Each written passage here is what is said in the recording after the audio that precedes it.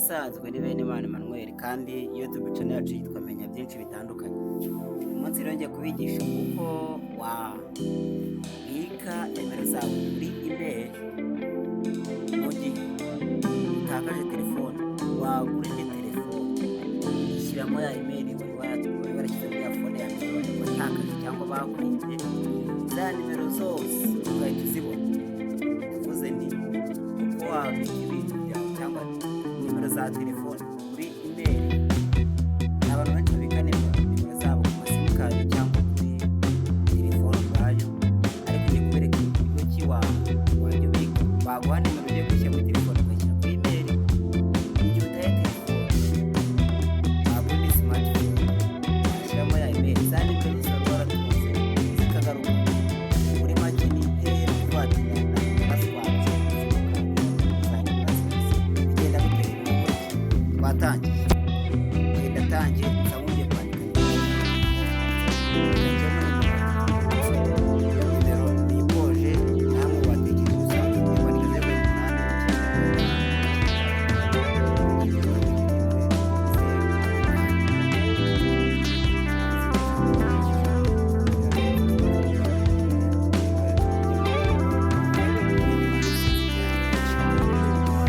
nimero nyirayo yihangane uvuye kuyitekeza mu mutwe sinzi nyirayo, ariko uburyo ki kwereka uburyo ki wajya wabika nimero yawe muri telefone ukayibika muri email. Waza kuri smartphone, ariko ni kuri smartphone washyiramo ya email yawe ya smartphone yari nimero zose wari warabitse kuri ya email ziragaruka, ugahamagara nk'ibisanzwe ntabwo uzisubiza.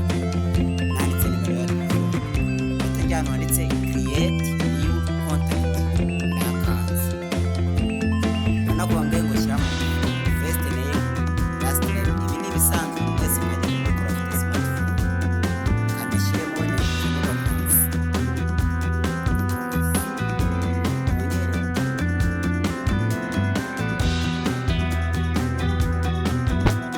rero kugira ngo ibi bime mwebwe akakanya kagera muri kanda save, ariko arakantu hano munsi hari ahantu ugiye kuba ufitemo email, hari ahantu ubonye saving to device or saving to device ndakanze turatunze urebe handitse saving to device mwabonye hejuru ya none ni bantu handitse ya add to exist. Rero kuri kariya kantu kameze nk'agafuka wakanda urabona ngewe mfite device or Google. Ushobora kuyikoresha iyi ngiyi, ushobora guhitamo device or Google. Iyi ni email yindi yitwa Ebenimana, iriya nayo hejuru ni Google, ni email yitwa Solange Bazizane 6. Hagira n'indi device yitwa Benimana @gmail.com. zose ni email, ariko habaho na simukadi. iyo ukomeje ubona ko hariho na simukadi MTN cyangwa Airtel, kuko biri zose nyine zifite muri telefone bitewe na email. Rero ushaka kubika njye mfite email eshatu.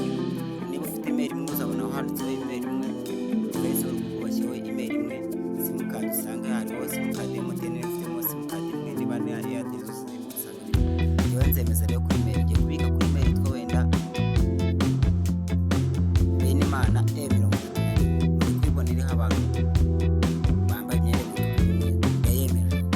Nindangiza murabona ko akazi kajyaho, aho namaze kwemeza site ya email ifoto yanjye itegera nte save saving ayandi. Ntabwo ni gutakara igihe waguze ni telefone cyangwa wagurishije wasanga kuri telefone ushyiramo email ya nimero